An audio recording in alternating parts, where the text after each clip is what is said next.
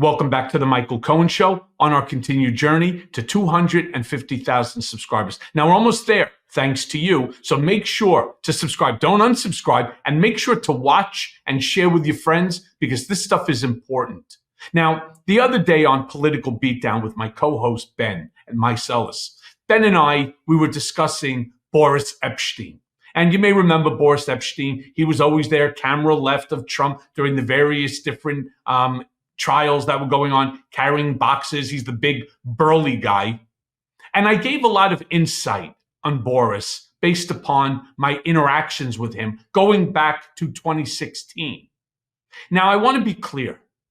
Boris was regarded as a lapdog. He was always there, but he wasn't there. But you knew he was there, and all he really wanted was to get FaceTime with Donald. He was not a key player at all.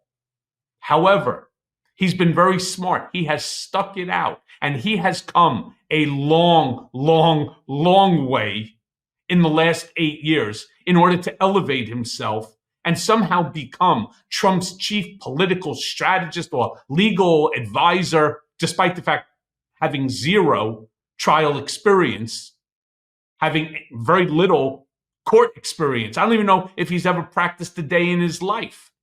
But he managed to somehow, over these 8+ years, elevate himself into that position.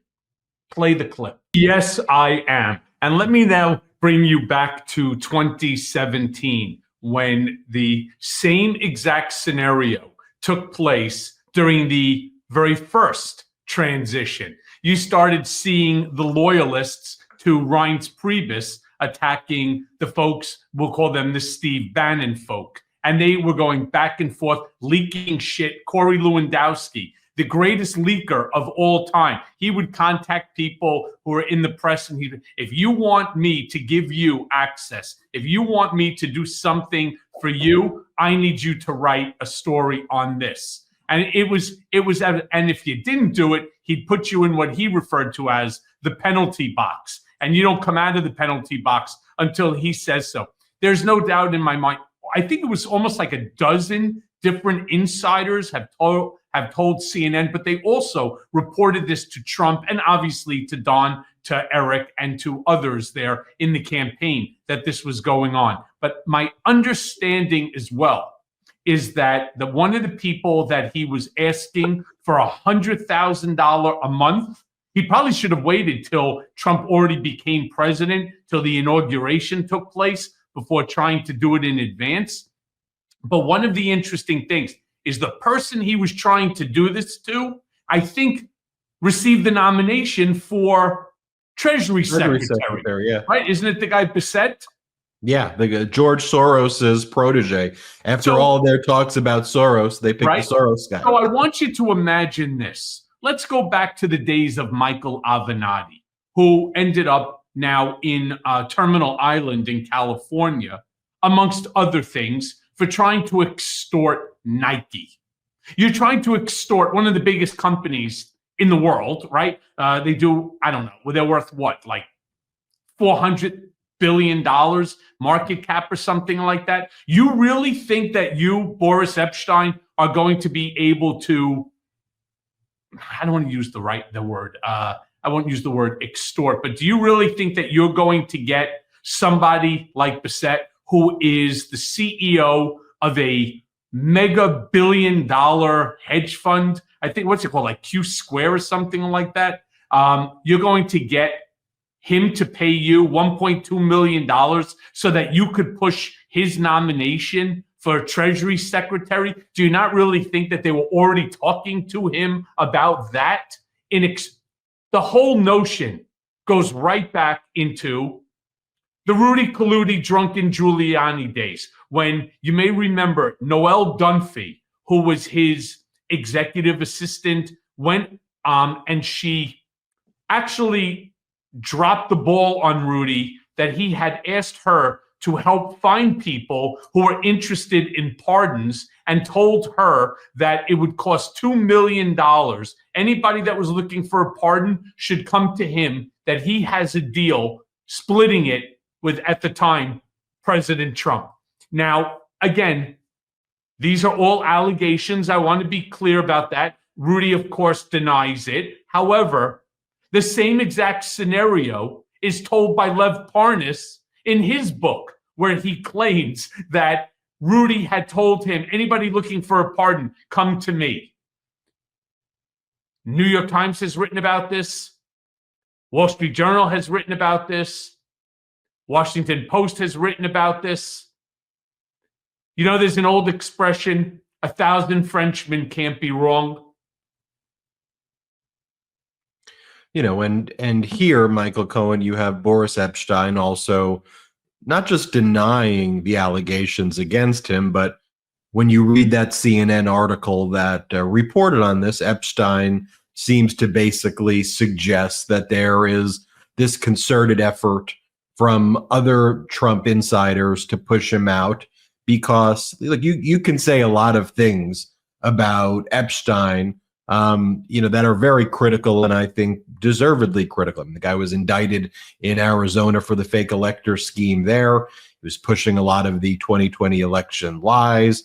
This is someone who was accused by women at an Arizona bar for touching them inappropriately. He's on body cam in this like horrifically embarrassing body cam footage, confronted by these women who have made these accusations against him. He has, though, been, and I think you observed it yourself when you were there. He's been with Trump since 2016. Hold on. Time out on that one, pal. Yes, he was part of the campaign. I think, if I'm not mistaken, the relationship goes back to Georgetown University, where he knew Eric Trump. He joined the campaign, but he was a low-level staffer. He wasn't involved with Trump. In fact, I referred to him as the lapdog. I couldn't get Boris out of my office simply because, I also want to give him some credit for sticking in there. 8 years the guy put in his time. So he started in 2016. He used to turn around and come to me and say, hey, can you just bring me into his office? I won't say anything. I know you guys have a meeting on something, but let me just come to the office so I could be seen. Right. And that's the way that he was. Now, again, I'm going to give the guy props because he got nothing out of Trump during the 2017 through the 2020 election. He got nothing, but he stuck around long enough that ultimately he became the guy who was carrying all the books during the various different trials. And for an attorney, which he is, who never practiced a single day in his life, to become chief legal strategist for Trump? Seriously? By the way, do you notice that there's somewhat of a similar appearance and body size between him and Tacopina?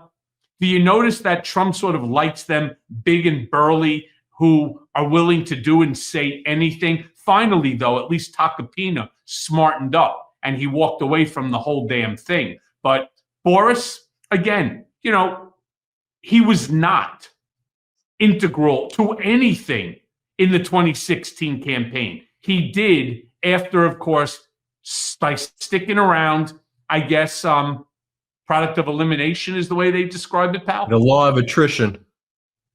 There you go. See, I'd mind meld with you. I know exactly where you go. But no, it's an interesting observation to get this from your perspective, this Epshteyn story, because at that time in 2016, you were the guy. You were the guy. You were the gatekeeper. You were the main guy. And so Epshteyn would try to kind of wiggle himself into the room. I like Boris, by the way. He's a very affable guy. He really is. He became a prick later on when he finally started to get some authority. You see, that was always the difference with me. I treated everybody the same. When I was flying high and when I was humbled down in Otisville. I've always treated everybody the same. What these guys do is they try to take on a persona which is in line with Trump, and they act in a manner which only throws them under the bus, not by Donald, but by the people that are surrounding them. They're all out there for the grift. So if hypothetically he's asking Besant, is it Besant or Besant? I'll give you the exact spelling in a second, but I think it's Besant. But if he's asking Besant and others for $100,000 a month, Besant, right? If he's asking Bessent, Besant, okay. So if he's asking him for $100,000 a month, allegedly, the allegations, yeah. Okay, right. We're going to call it allegation, and others find out about it. There's a jealousy. It's jealousy amongst thieves, where they're not happy that this guy is out there trying to sell his relationship, and there is a relationship. Let's not get misguided that way. If he's trying to trade on that, the jealousy by the others is so overwhelming that they can't handle it. And so they then make something nefarious, which it is, out of it. They take it to Donald, they take it to anybody. And the dumb move is to try to do it to somebody like Besant, who is a mega billionaire that's in Trump's inner circle already, who's already being nominated and thought of by people like Howard Lutnick for Treasury Secretary. Hey, everyone. First of all, thanks for watching. I mean, we're going to be posting daily episodes with reactions and talking about politics. We'll be talking about everything, in fact. So please like and subscribe. Join us on this journey.